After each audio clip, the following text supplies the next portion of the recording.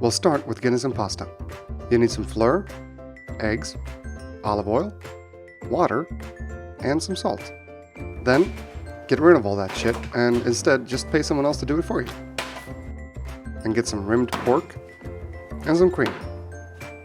No, I'm just kidding. You never use cream for pasta carbonara. Now, get rid of that shit too and pay your friend Findus to make some for you. Just go ahead and cut the bag open. Well done, Findus. Looks good. Get your frying pan out and then fill it up with the last of your butter/veggie oil.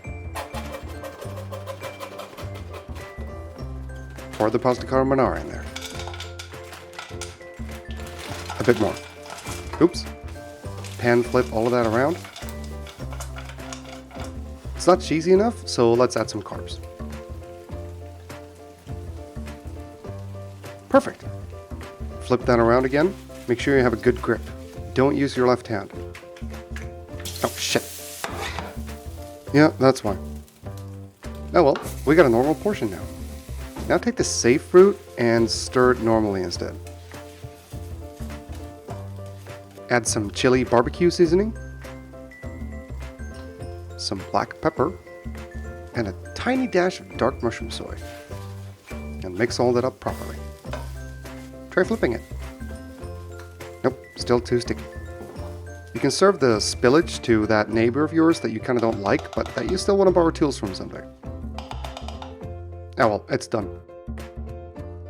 Put your pasta carbonara on a flat plate.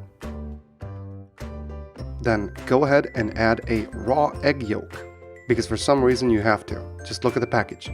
Like, what the fuck is that? What the fuck, Findus? Add some more carbs because it's fucking awesome. Then toss on some herby olives.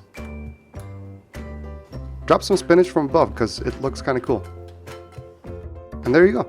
A 10-minute pasta carbonara. Exactly the way God intended.